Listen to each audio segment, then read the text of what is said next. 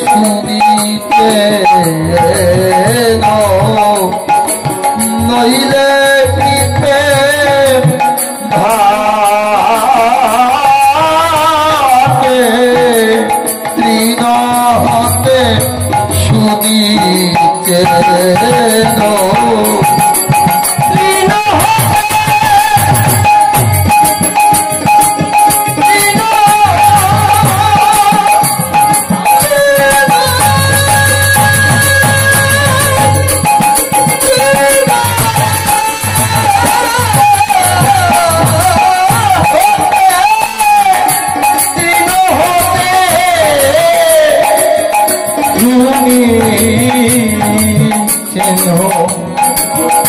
পিপে ভাতে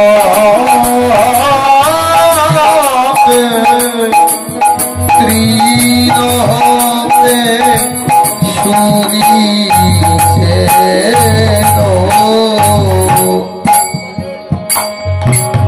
প্রেম পথে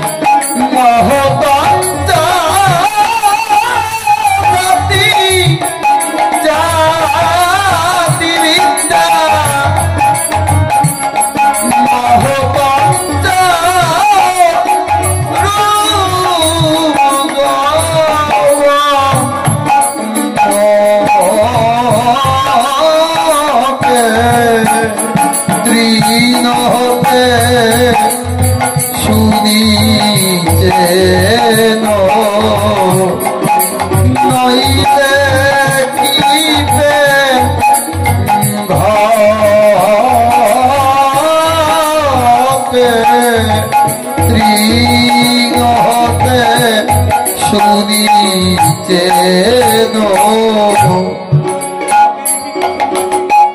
যোগী ঋষি যোগী ঋষি কি সব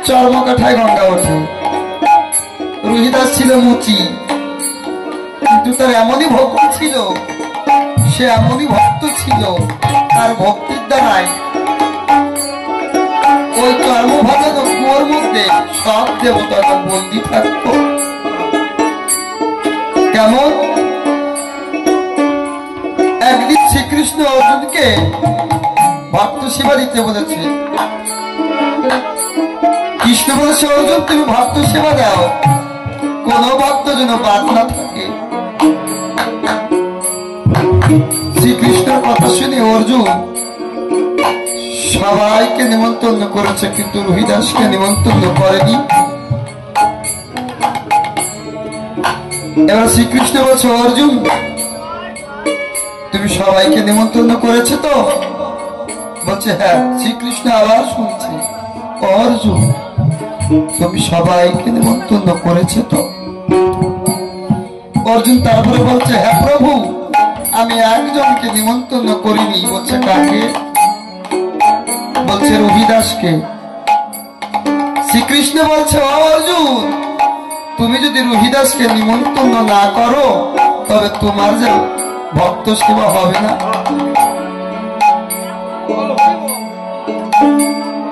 শ্রীকৃষ্ণ আরো বলছে অর্জুন, তোমাকে যদি রবিদাস কিছু বলে তুমি সেটা পালন করো, নইলে কিন্তু রবিদাস তোমার বাড়ি আসবে না। শ্রীকৃষ্ণের কথা শুনে অর্জুনের মনে বলছে না যে আমি রবিদাসকে নিমন্ত্রণ করব।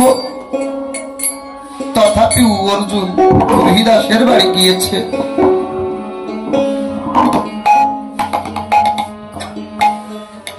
রবিদাসের বাড়ি গিয়ে অর্জুন রবিদাসকে ডাক দিয়েছে। রবিদাস বলছে কে?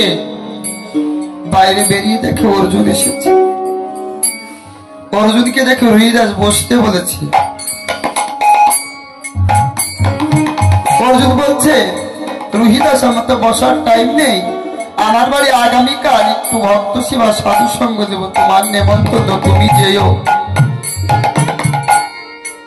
রবিদাস বলছে দাঁড়াও অর্জুন,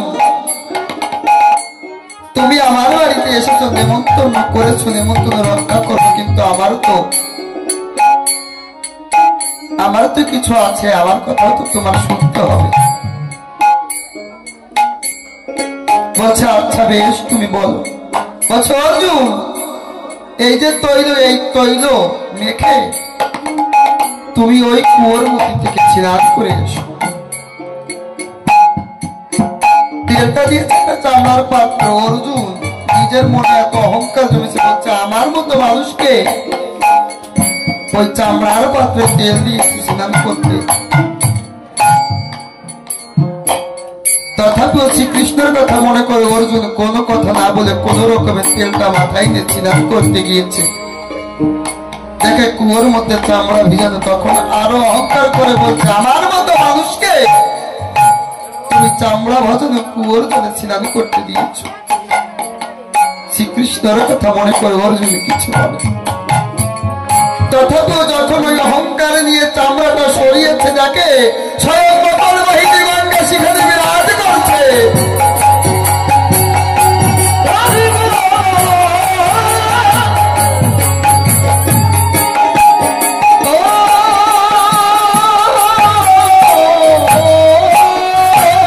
তখন অর্জুন মনে মনে চিন্তা করছে আর দুই চোখের জলে ভাবছে, হায় রে আমি কাকে নিয়ে এত ঘৃণা করছিলাম।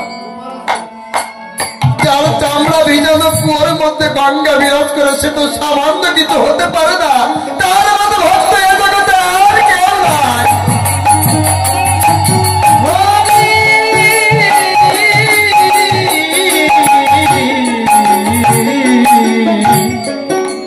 অর্জুন ওখানে দাঁড়িয়ে দুই চোখের জলে ভাসছে। আর রবিদাস পিছন থেকে যে বলছে অর্জুন তুমি স্নান করবে না। তখন অর্জুন রবিদাসের চরণ ওখানে জড়িয়ে ধরে বলছে রবিদাস, আমি তোকে চিন্তা ভুল করেছিলাম, ভাবতে জগতে আর কেউ নাই।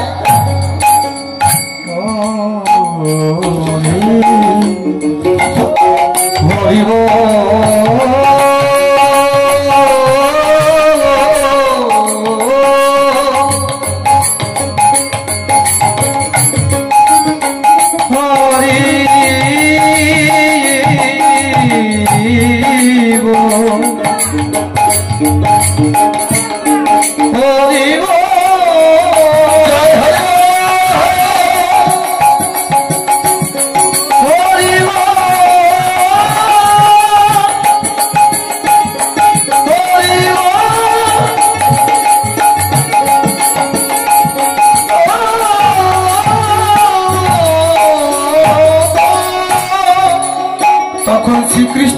উপস্থিত হয়ে বলছে অর্জুন তোমার আর সাধু সঙ্গ ভক্ত সঙ্গ করা লাগবে না। তোমার মনে যে অহংকার যে হিংসা ছিল সব ধুয়ে মুছে আজকে একাকার হয়ে গেছে। তুমি রবিদাসের চরণ যখন স্পর্শ করেছো তোমার সাধু সঙ্গ ভক্ত সঙ্গ হয়ে গেছে। ওমা তাই তো এই সাধুর বাজারটা কোন অর্থের বাজার না, কোন ধন সম্পত্তির বাজার না। এই সাধুর বাজারটা দেওয়ার নেওয়া, লেনার দেনা। এই সাধুর বাজারটা প্রেমের বাজার। যে যেভাবে প্রেম আস্বাদন করে সে সেইভাবে প্রেম পায়। আর এই সাধুর বাজারে দেওয়া নেওয়া কতটুকু জানো? ওমা আমি এসেছি ভক্ত সঙ্গ করতে, ভক্তের চরণ ধুলি নিতে। তুমি এসেছো এই সাধু সঙ্গ ভক্ত সঙ্গ, ভক্তের চরণ ধুলি নিয়ে তোমার পিণ্ড শীতল করতে। এই সাধুর বাবকটাই হচ্ছে চরণ ধুলি আর পাড়ের করি সম্বল করা। এই সাধুর বাজারে, প্রেমের বাজারে কেউ খালি হাত ফেরত চায় না। যেমন রহিদাস মুচি ছিল বলে অর্জুনের মনে হিংসা অহংকার ঘৃণা ছিল, কিন্তু যখন জানতে পারলো রহিদাসের মতো ভক্ত এ জগতে আর কেউ নেই, তখন তার মনে আর কোনো হিংসা ছিল না, তার প্রতি আর কোনো ঘৃণা ছিল না, তার প্রতি আর কোনো হিংসা ছিল না। কারণ যে রহিদাস মুচি হয়ে তার ভক্তির গুণে সে সকল দেবতাকে, মকর বাহিনী গঙ্গাকে তার চামড়া ভিজানো জলে বন্দি করে রাখতে পারে, তার মতো ভক্ত এ জগতে নাই। তাই পদকর্তা বলছে ওরে সে গঙ্গা বলে ডাকলে পরে, সে গঙ্গা বলে ডাকলে পরে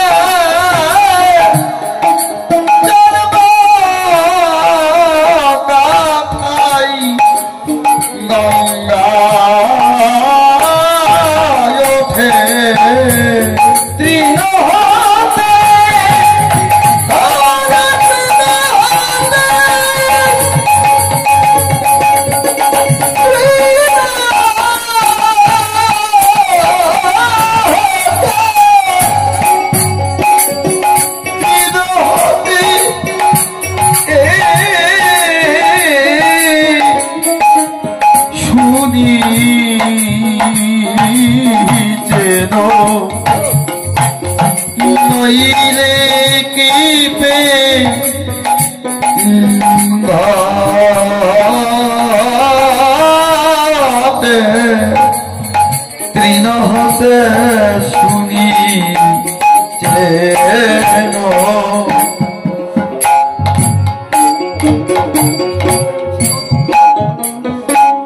কৃষ্ণ প্রেম সিংহ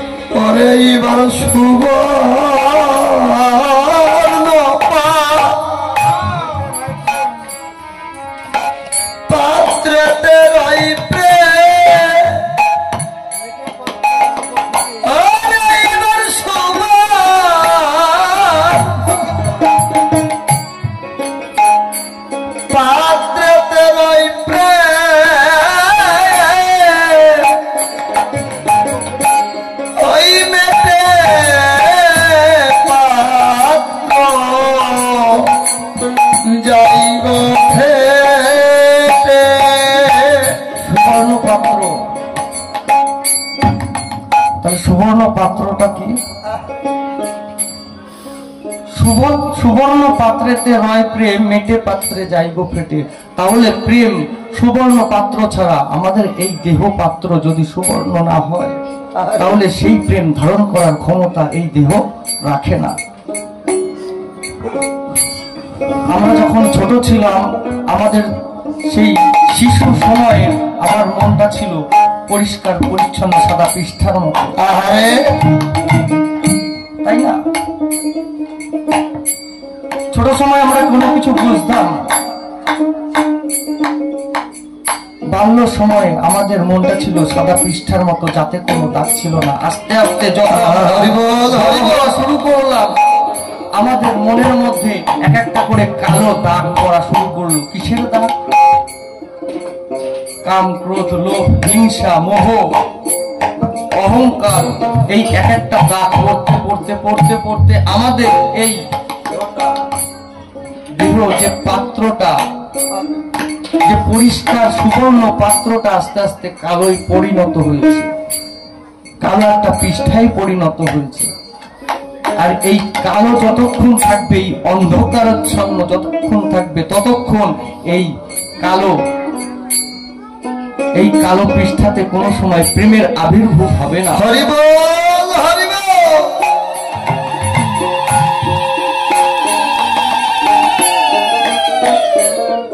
তাই বলছে সুবর্ণ পাত্রেতে রয় প্রেম।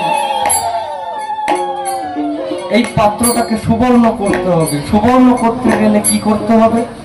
আমার স্বরূপকে বশ করতে হবে। সাধু সংঘে একমাত্র এই বশ করা সম্ভব। কাম, ক্রোধ, লোভ, মোহ, মত, মাৎসর্য কোনো কিছুই খারাপ না, কিন্তু সবকিছুকে যদি বশীভূত করা যায়, তাহলে মনে হয় এই পাত্র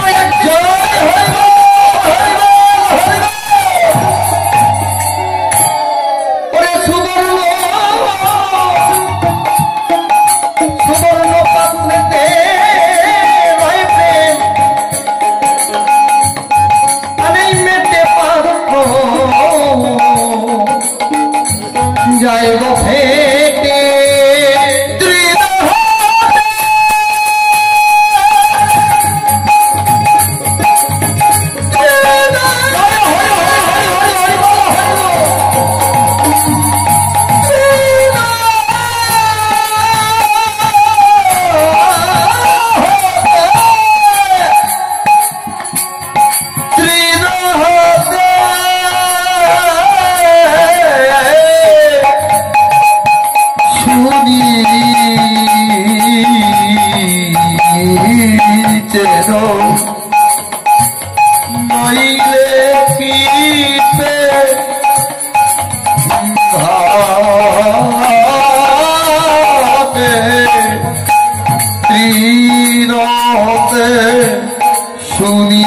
শুনিতে তো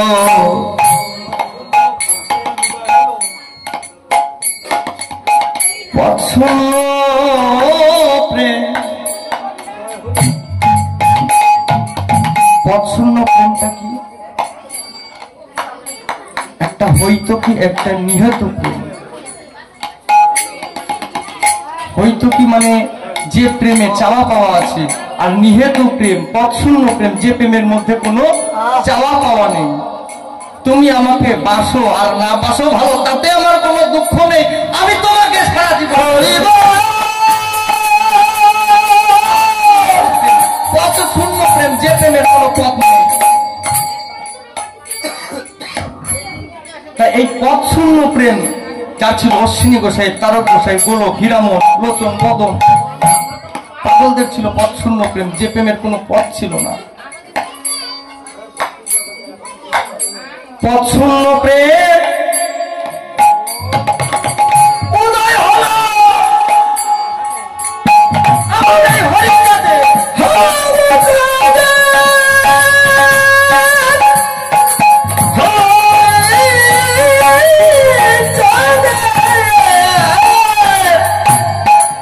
আমার এই হরিচাঁদের হাতে